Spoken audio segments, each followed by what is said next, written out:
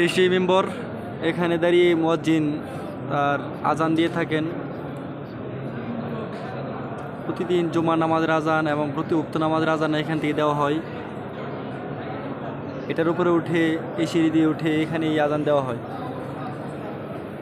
আর এই সেই মেহরাব, যেখানে ইমাম সাহেব তার পবিত্র খুতবা পেশ করেন। রাসূল আরবি সাল্লাল্লাহু আলাইহি সাল্লাম এই সিঁড়ি দিয়ে উপরে উঠেই, এই সেই তিনটা সিঁড়ি, 1 2 3, এই তিনটা সিঁড়ি উপরে উঠেই রাসূল সাল্লাল্লাহু আলাইহি সাল্লাম তার পবিত্র খুতবা পেশ করতেন। এখন এইখানে এই মসজিদের ইমাম সাহেব, মসজিদে নববীর ইমাম সাহেব তার পবিত্র খুতবা পেশ করেন এবং এই গোলাকৃতি গেটের এখানে দাঁড়িয়ে তার নামাজ আদায় করেন।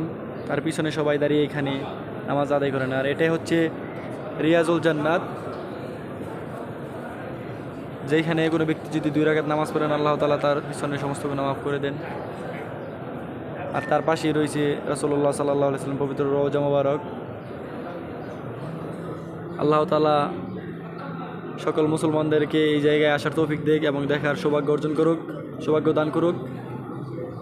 আলহামদুলিল্লাহ, শুকরিয়া মহান রাব্বুল আলামিনের, যে আল্লাহ তাআলার অশেষ মেহেরবানির বদৌলতে আমি এখানে আসতে পারছি এবং নিজের চোখে, স্বচক্ষে রাসূল আরবি সাল্লাল্লাহু আলাইহি সাল্লামের খুতবা দেওয়ার স্থান এবং হযরত বেলালের আজান দেওয়ার জায়গাটা দেখতে পারছি।